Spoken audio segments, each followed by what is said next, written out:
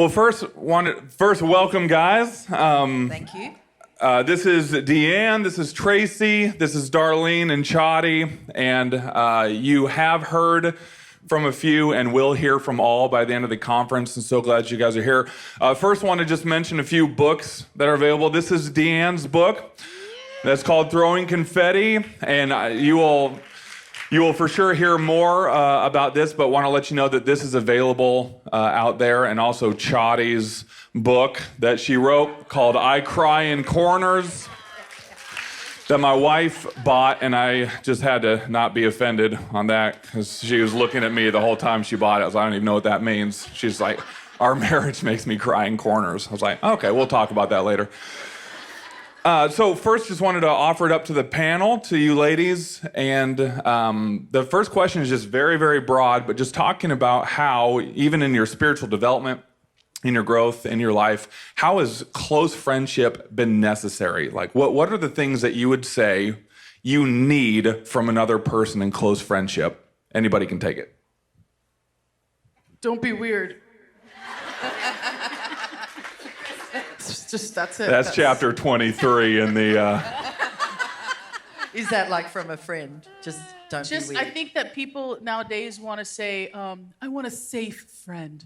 I need somebody to be safe. And then they just emotionally bomb drop on people. Do you know what I mean? Like, they're like, emotional grenade at 9 a.m. You know? That's not safe. When you think of what a safe is, it's actually closed in and dark, which really should be you and Jesus. And so I think that for me, friendship really is, it's not safe people in the way that we think safe, but people that are going to push up against me and push me back to Jesus. Yeah. That's good. Drop the mic. I think, I love, Graham, how you mentioned earlier that we're all created so uniquely and so differently. And so I think because of that, we all value different things in friendship. And I think for me, I value truth so highly and honesty. And those are the people that I tend to bring real close next to me, people that can really know me, and I can really be known by them. And so I would say for me, that's a pretty high value. Yeah. That's good. Yeah, someone who knows you. Yep. Yeah, and I would agree with that. I know key value for myself is integrity. Really having people that I know that once I scratch the surface, I'm going to find congruency, the same person on the inside than the outside. I mean, I don't mean everything, but I love little surprises. Like Darlene surprises me as a friend. I go, whoa, I did not know that was in you, but it's consistent and it's trustworthy and it's reliable. Is this a problem? No, it is not. It's delightful. It's actually delightful. I love it. I would say one of my values is connection, and it's on the level of like God connection. Like, what does God want to do in that relationship? So yeah, it would be connection, and so really being God focused. Yeah, it's good. Deanne, said somebody who knows you, and I one time had somebody say to me, they go, "Hey, maybe nobody loves you." To me, and I was like, pump the brakes, right? That's rough. But they said, oh, maybe nobody loves you because nobody knows you, and just the idea that probably in a room this size, maybe at every table, that you've never even trusted somebody to love beyond your faults, or and the type of love that's going to be transformational. That love has to be greater than your biggest screw-ups. And you almost have to kind of risk that transaction sometime to be like, you know what? I'm going to lean in even though I'm not sure where this is going. Tracy, we talked the other night, and Tracy has been in the church world forever. She has worked for church, and so with that comes a lot of beauty, and you see a lot of seasons of victory, and with that comes a lot of complication. And sometimes that there are seasons of unhealth, and you find yourself in a position, even in church, where you're like, oh, gosh, this is just really tough and really, really hard to navigate. And I was wondering, because that exists in the corporate world, that exists in the household. There's times when you just go, this feels unhealthy. What role has friendship played in that? It feels like you would need friends who are mature enough that you can vent to, but that aren't letting you sit in a negative place, right? So how have you navigated friendship even in the unhealthy times? Right.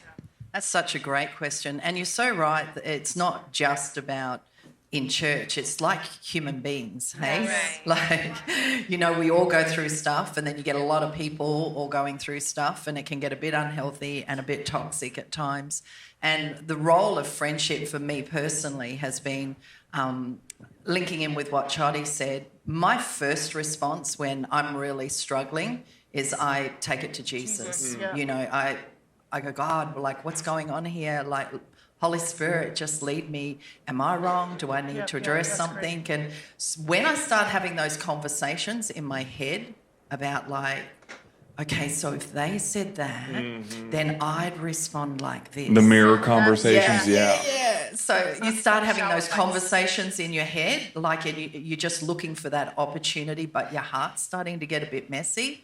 And it's not going to come out in a way that's going to honour God, because it's the church, yeah? We love the church. We love people, and we don't want to be hurting people. That's when I really need, like, a really good friend that I can vent, like Darlene, that I can really vent and process and almost, like, have a mirror back at me, somebody that's going to, like Darlene, I shared this in a workshop that we did, when I was really struggling just a couple of years ago, and I was doing like this, and she laughed at me. She just laughed at me. And I went, why are you laughing? This does not feel funny. And she said, well, sweetheart, I just never heard you talk like that. Yeah. That's my best Southern accent. Sorry, guys. I just never heard you talk like that. And it was like a real, oh my gosh. And I got off the phone call, and I had to really repent, of my heart, and just go, you've just got to get this sorted out. So I think having somebody that can really, you can feel seen. Yeah. I knew she understood. Yeah. My gosh, like, she'd experienced the same things that I had experienced. But just also the capacity to risk your friendship, like you talked about that risky transaction. I mean, she could have just gone, oh, well, I know. Yes, I know. Oh, my gosh. But she didn't. She just went, hey, baby, here's a mirror. Wow. And this is actually not who you are. That's so you're bigger than this. You've got this. That's good, because it really does feel good to have somebody on your team, and like that can be a great thing. That can also be an unhealthy team, because if you're negative, you're like, just be negative with me, like I just need somebody. Let's group hate, right? Let's just hate on them. But the idea of having friends who have at least articulated that they love God more than they love you, that means like, when the rubber meets the road, where are these people going to point me? Yeah. Any other thoughts on that? Well, I'm just thinking as you're talking, Graham, I love in Proverbs 3, maybe it's 3:27. Maybe I'm just throwing it out there. I'm not sure, but it should be. I think we can all agree. But it says to withhold something from another, to withhold a blessing when it is within our power to act or to give, is actually sin. And so I take that pretty seriously. I think it does take risk to move forward and to maybe say something challenging, with the right heart at times. But the alternative is a holding back. And I just don't think we want to do that with people, to hold back from them. I think we're called to offer,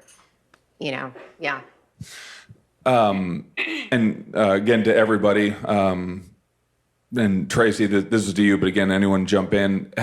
Did you find yourself in those seasons, like let's just say you are out of character, right? And you have Darlene calling that out.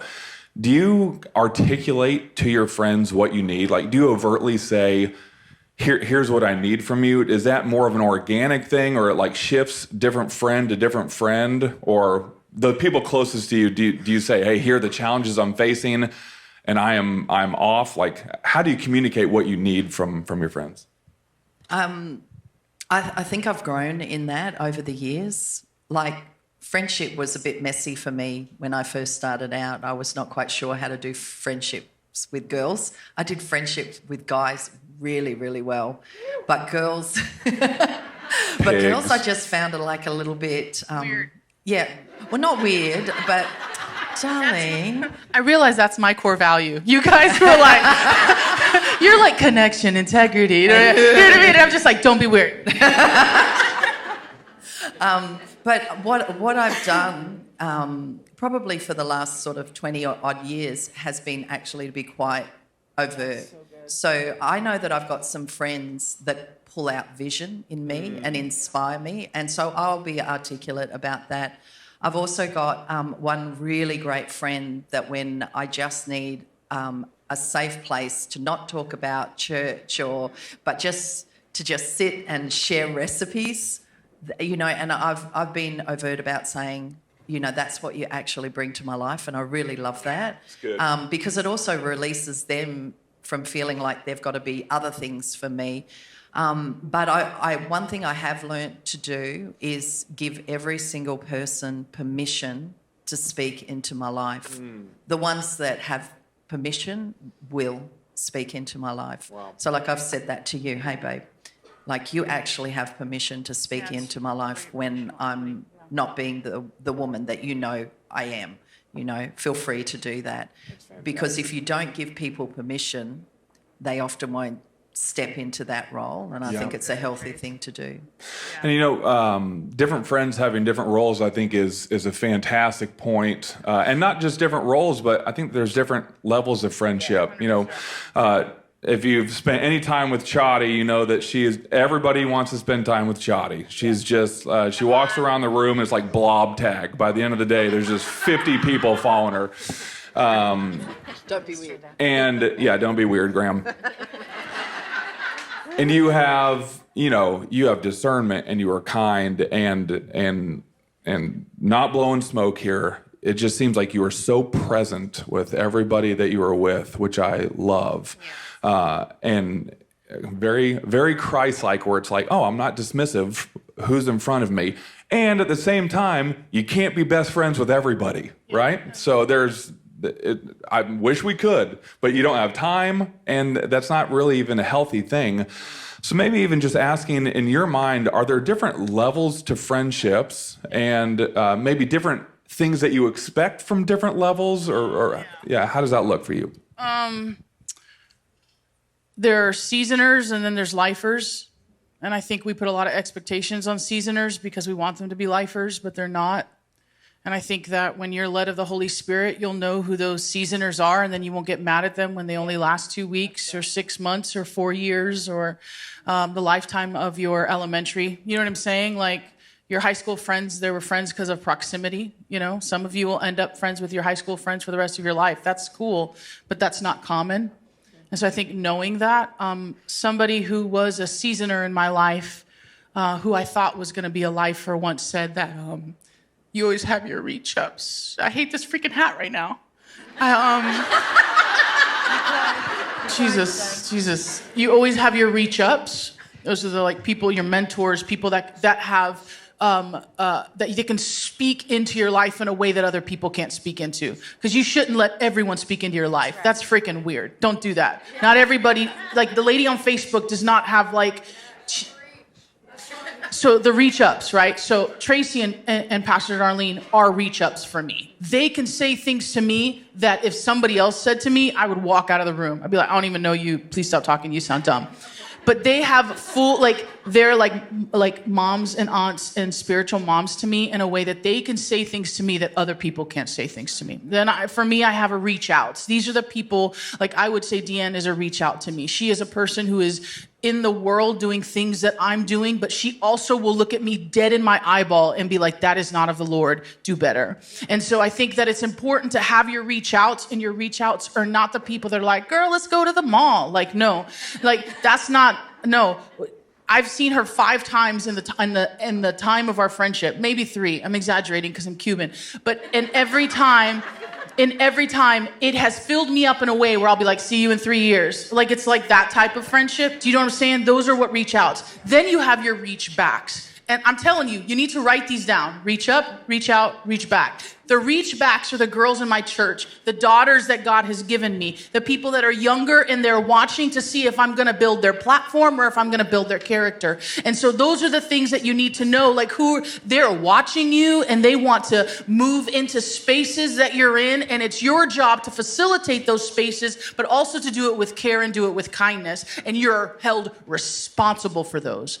And so I would say Jesus had his 3. You know what I mean? And then you had Peter. There's always that one guy, you know? And then Jesus had like the 12. You don't invite the 12 into your 3. And then you have the 72. You don't invite the 72 into the 12. You know what I mean? You got to know what those people are. Stop sharing everything on Facebook. You know what I mean? Like, not everything is meant for everybody. And I think that that discretion and that discernment and that understanding expectations will push you into that. That's fantastic. Before you mic drop,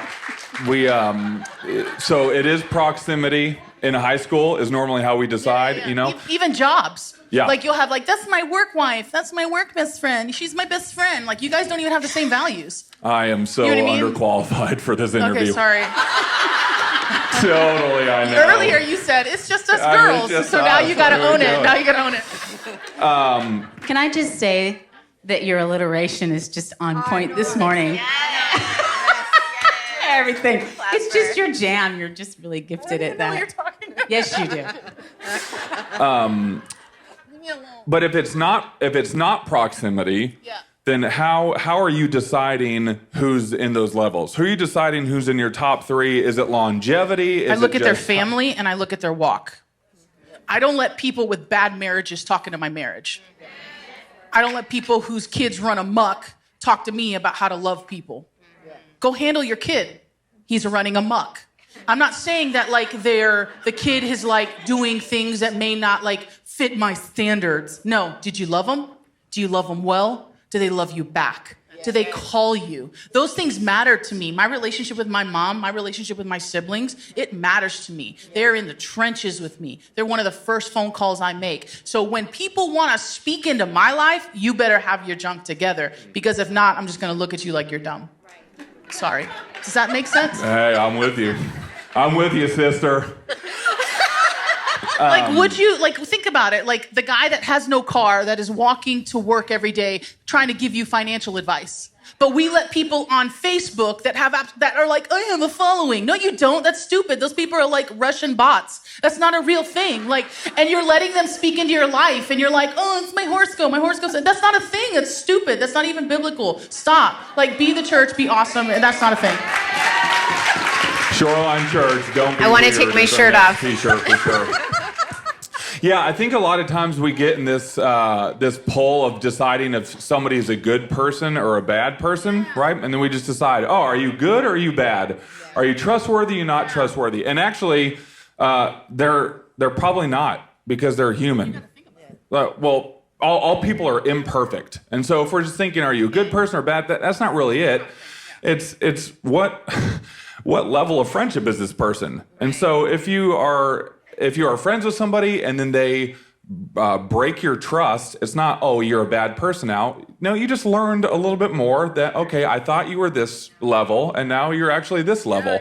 And for me personally, I will share with different levels of friendships differently, but more I will expect something different in return, like you just said, right? So I'll share up here on stage vulnerably, not everything, but I want to be vulnerable on stage because I want to set the atmosphere of vulnerability. And so I want people to know, hey, church isn't a place where you can talk about this.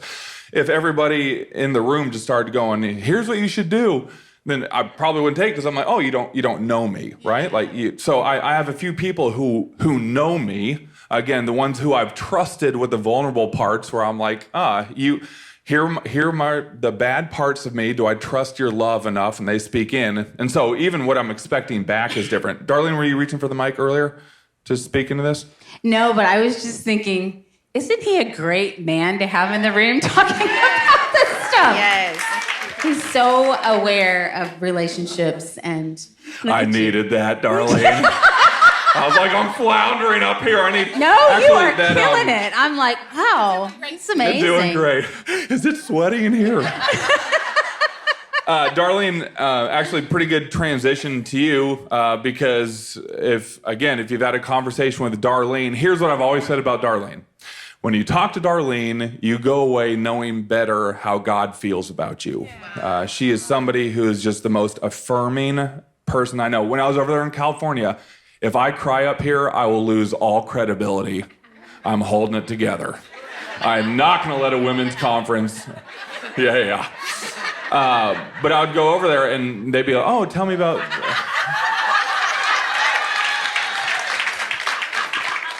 Oh, my foundation is wrong. Is that not right? What Ron's? I tried. But anyway, Darlene will just...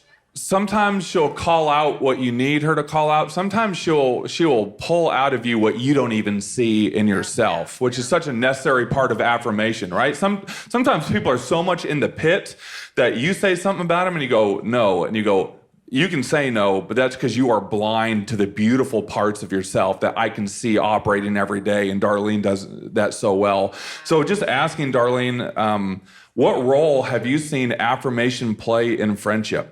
What is the necessity of being an affirming friend? And then even, has that been done for you in a necessary place? I love the friendship that you have with these ladies up here. How has affirmation played a role? Well, I definitely think it's fuel, because I think that we have an internal life where we criticize ourselves. We see every fault that we have, and not everybody is seeing that. First off, they're not thinking about you that deeply sometimes, you know what I mean? Like, I'm just gonna pick out that person's faults. But I think because we actually do have an internal conversation that goes on that tries to fight against us, and I believe a lot of that is the enemy, it's great to have people that can be around people that are affirming. So I would say, it's so funny because I was like, I don't know that I'm intentional about it. I think it happens by osmosis, you know what I mean? It's like, I find myself around those kinds of people. Yeah. It's just like I gravitate towards those kinds of people because I need that. I personally need the encouragement. And it also, what it does is I think it gives me permission to be myself and to actually see my strengths. Yeah. And then operate in my strengths and focus more on my strengths than my weaknesses. So I think it plays a big role on just navigating life well. Yeah. And I would say the women at this table all have different kinds of roles in that way. Like Tracy and I, she would be that reach out a bit. Sometimes it's definitely a reach up for me, but we share so much in common. We both love building the local church. Our conversation is always like, it just ends up back to that, but also our stage in life, because we're about a year apart. So as we've been getting older and realizing, actually, this is going to continue. This isn't changing. Anybody feel that way that's like pushing 60? Like you're like, wow, yeah, that's not going to change. That's just going to continue to droop even more. So anyhow, she can relate to that. And I can talk to her about it and not feel weird. Like, I'm not going to talk to Shawty about that because she's going to think I'm weird, right? I don't think you're weird. Okay. I don't think you're weird. Okay, but... Your weird is cool. Oh, she keeps saying that. See what I'm... She has said that all weekend. Yeah. Like, you are the coolest. You were the coolest. Yeah. And I want to be a cool grandma. I mean, I don't want to be completely wrapped up in that, but I get really encouraged by that. You're not a cool grandma. You're a pioneer. And so people look at you and they see what you're doing and the hodgepodge of beautifulness of all the things you see. You see these things. You see different, and you bring it in like Jesus did, and you go, you can be awesome in your difference. Right. And so I don't look at you and say, oh, you're cool. I look at you and say, I want to be like the Jesus I see in you. See what I'm saying? Yeah.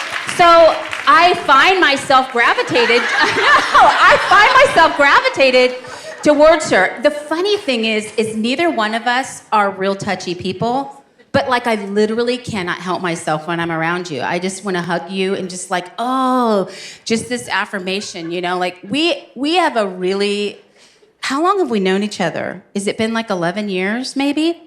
But we've been through a lot together, and not necessarily in the same area because of proximity. You lived in Jacksonville for a long time, but we've been able to share some real difficulties and then encourage each other and then watch the victory, which has been amazing to see the faithfulness of God. And so that brings you together when you see the faithfulness of God at work in a relationship.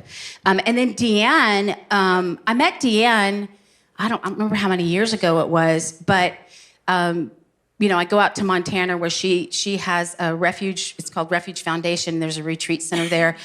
And I didn't know what it was going to be like. I'd heard about what these men's trips were like because my husband was going for a while, and they started opening up these trips for women. And I was just blown away, how sweet she is? Like, we were talking about this yesterday. Like, she's so sweet, and she just flows so naturally into friendship and encouragement and all of this. And I sat there for a week under her ministry just going, I just feel like I just want to sit in a robe and sit and hang out with you, and listen to you talk. So she's just got such beautiful encouragement and so intentional and thoughtful that I just want to be around her. And it's kind of like, I feel like that's selfish, but what it does is it fuels me so that when I get back in the grind of whatever life is or family or whatever, I just feel full. Yes. And I want to be around friends that fill me up, and also that I can do the same. I am so encouraged by even hearing them say any kind of impact I've made in their life. You just go, really? Are you serious? Really? So I don't know, just it's important. It's really important. It's fuel for the fire for sure. Yeah, if we're, I think probably we're all out of practice in calling out the beautiful parts of ourselves, let alone other people. But if we are not recognizing really what God has created beautifully in us, then we're certainly not stepping into the roles that God has created for us, right? We're there kind of paralyzed, and God is like, no, I created you this way on purpose for a reason, and I need you stepping in here. And I believe that he divinely orchestrates so many things with all of us as these necessary components. Darlene, one thing I love is that you are dissatisfied with staying in one place you have to be pushing forward in the most beautiful, forcefully advancing way that there is. And so friendship and affirmation for you, because I know you, doesn't mean let's just sit in a room and talk about each other and then go out and live life the same way. It's let's push forward together. My affirmation is to call you into action, right? That's a big thing. I don't just want to affirm you so you can sit there on your couch.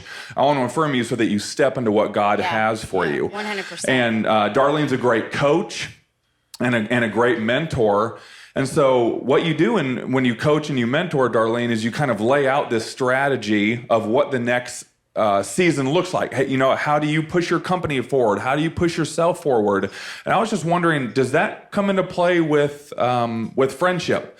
So does friendship serve a role where you just are built up by friends and then you go and coach? Or does this sort of movement and strategy and accountability play a role in the actual friendship? I think that I can't help myself because I think it's just the way I'm wired. Yeah. So I would say that is just congruent with my values, my purpose. And so that's just what's going to come out of me naturally. I don't sit and think, yes, obviously there are times that I know I'm in a coaching situation, and so I get that. But when it comes to friendships, I think that's naturally just going to come out of me. Mm-hmm. Just because it's who I am. But I also think I loved what you said about having your friend that has the recipes, you want to share recipes. I definitely have friends that I have commonality with, and that's what we share a lot of. So I'll give an example. I don't know if she's in here right now, but Lisa Garrett, who made this table, and I'm sitting here at this table. Here, you got to hear this. She made this table. She's an amazing carpenter. We love to do environments together. Look at her. She's right there. Okay. So, stand up and sing something, Lisa. She will not do that. I can tell you that. She's not standing up. But I've known Lisa actually since we had babies at the same time. My youngest child and her oldest child were born around the same time. And that was, how old are they now? They're in their 30s, right? Okay. So we've known each other for a really long time. And even then we did projects like that. And so I know when I kind of get that itch, I'm going to call Lisa. We're going to go to estate sales. We're going to fix something up. It's just our thing. But you know what? We still challenge each other in our relationship with God. Come on. We talk about some pretty deep issues. And what I love about Lisa too is we laugh about them. Yeah. I love to normalize all the weird stuff. You know what I mean? Like, can we just normalize all the weird thoughts and things that we do and responses that we have and falling upstairs and things like that? Like, let's just normalize it. Do you know, I didn't even know that she tripped last night. I'm sorry to bring attention to it. Did she or did Chadi I love push? it. No. Yeah, Chadi pushed her upstairs. Just From wanted what I heard. clarity on that. Yeah. Anyway, so Chadi tried to help. I'm sitting here at this table going, wow, what a beautiful table. And you know what I realized? This is the cut end of a countertop that she was doing at my house. And she took it and she made a table out of it. And I'm like, yes. You know what that touches for me? The value of potential. She took something and made that seemed like nothing. It was just a piece left over, and she made something of it. And I love to see how God does that in our lives, but I like to practically walk that out too. So Lisa's my friend for that. Yeah. Kristen is like the, we are the external processors, both of us. I'm serious. You're going to know just about everything about us if you sit down and have a conversation, because we're going to give you every detail of everything that we're thinking at the moment. Right, Kristen? So, you know, you have different friends that fulfill different things in your life, but the common denominator is always, are we moving forward? Are we growing in our relationship with God? Are we on mission together? I love to be on mission with people. Like, that's just, you know, and I think sometimes maybe I've been misunderstood in that area, and I'm not saying I can't work at it, but it's like, oh, she's just a workhorse. But I'm telling you, like, I just see the impact we can make, that the church is how Jesus meets people's needs, and that we are all a part of it. It's not about the staff. It's not about the building. It is about us all walking in our purpose together and being on mission and changing the world. So it's like, I can't help myself. So that's it. That's fantastic. Anybody else have thoughts on what it looks like to, that word accountability just sounds so gnarly, but in the healthiest way, push friends or friends towards moving forward and just saying, hey, we're not going to be stagnant. We actually want to grow in different areas? I since you brought up the word accountability, when you break it up, I actually love that what it really means is that we would give account for our abilities, right? We would give account to one another for our abilities. So I think we're just keeping each other in check of what's inside of us. Yeah. Actually, your ability, So good, you have more inside of you, or it can go further, or I'm affirming that I've seen growth from last year to this year. And I think it's a big deal. I think it's a beautiful thing when we can give account and hold each other to the things God's put inside of us. That's good. Tracy, could you give her an Australian so good? So good. That just felt better. Thank you. Well, Deanne, wanted to pick your brain a little bit. So this idea of moving forward, of pushing forward, you know, I start to think vision. And vision is one of those cool words that can exist different way. We can have a church vision for the year, right? We can have, so let's say God's way is the church vision for 2024. Well, if that just exists as the church vision, then who cares, right? If it's just a slide, who cares? You have to personalize that. You have to be like, oh, what is something that God's calling me to adopt God's way? How does that hit me personally? Well, now I'm under this blanket vision of God's way, but I have an individual vision. Yeah. Have you ever been a part of friendships where you're trying to navigate different visions? Like, how would you hold somebody accountable to that, to push them, and still even trying to share and be vulnerable with what your personal vision is? That's good. For me personally, I love to just sit my friends down and give them my 3-point vision for how I'm kidding. No. I would love that. I don't do that, guys. I saw Chadi shrinking.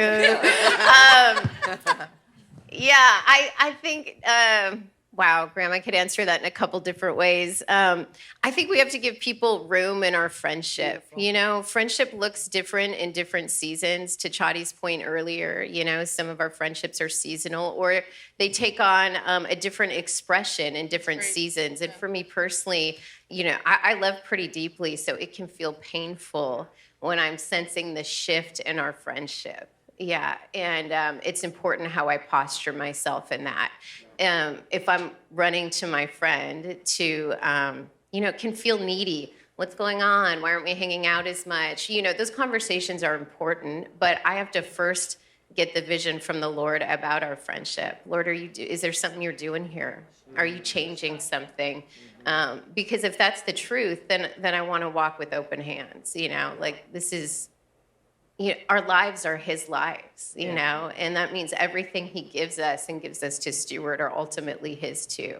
Yeah. And so, gosh, I'm getting choked up. It's just, I'm in that season where friendship is looking a little bit different, and it gets a little painful, and I'm going to dig into that a little bit deeper when I teach here in a little bit. But I think for me personally, what God has called me to and in my life is to practice throwing confetti. What do I have to offer? And I run myself through just a quick little list. Like I said, I appreciate a lot of truth and truth telling. That can be a real fault at times if you're not careful. So I've learned from that. And so when I'm with a friend, I'm just asking myself a couple quick questions. Does this friend need affirmation, confirmation, or challenge? Is there something that I need to affirm in her by what I'm listening to her say?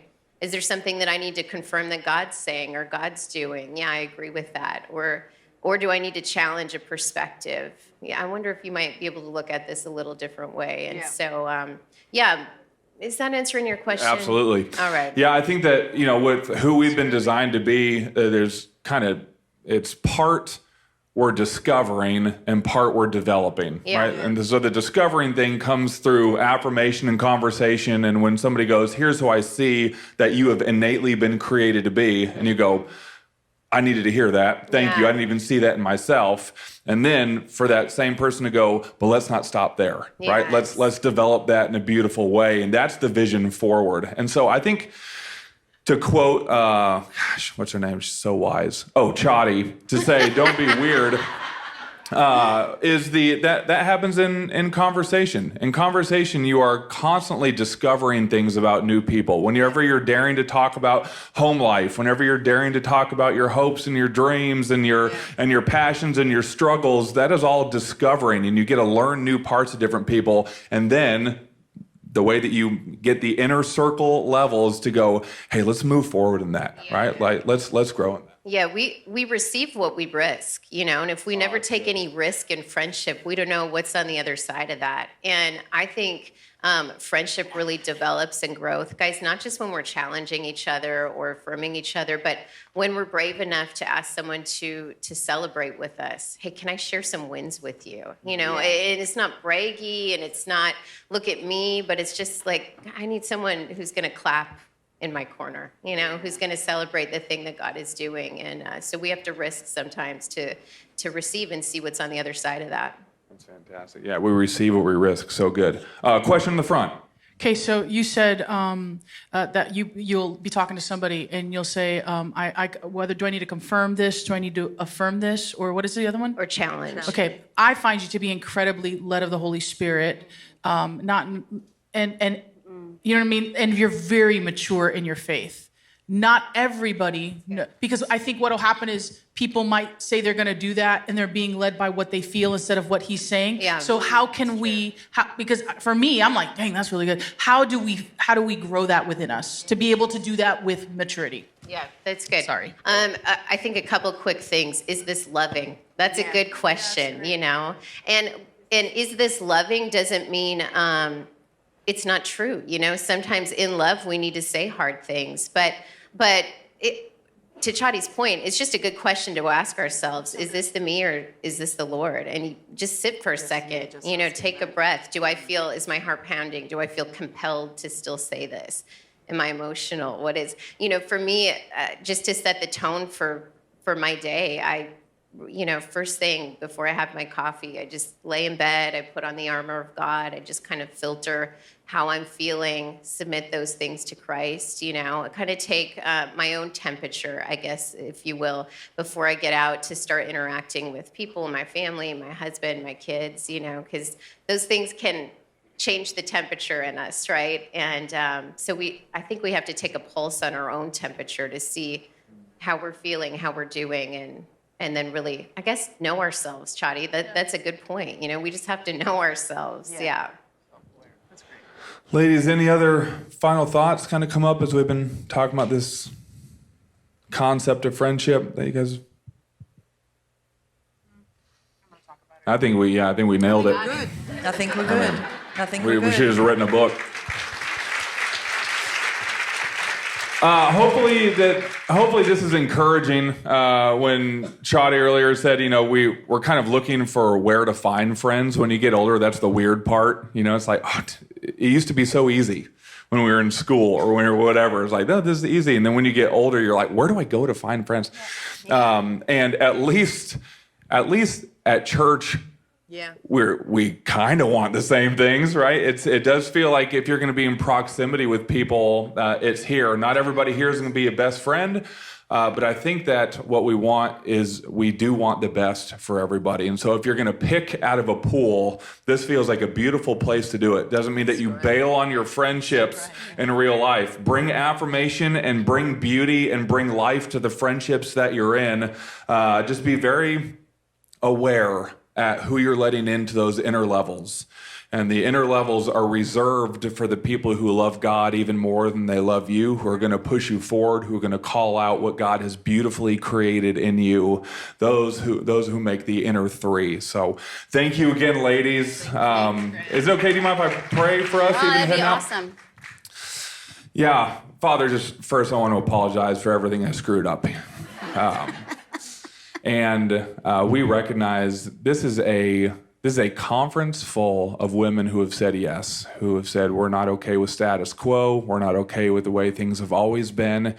This is a 2024 year of doing things God's way, of moving towards you, Holy Father, aligning ourselves with not just your purpose, but aligning ourselves with your thoughts of us, that we get together and we call out the fact that we are your idea, that you have put us together intentionally. You have us in this room at the tables that we're at intentionally. You orchestrate things so supernaturally that who knows the way that you use the connections that happen this weekend moving forward. And so we have not been created to be isolated or by ourselves. And maybe this is the year that we start to, like Deanne said, risk so that we can receive what you've designed friendship and relationship to be. We love you and we trust you. In your precious name, amen. Amen. Thank you. What happens after this?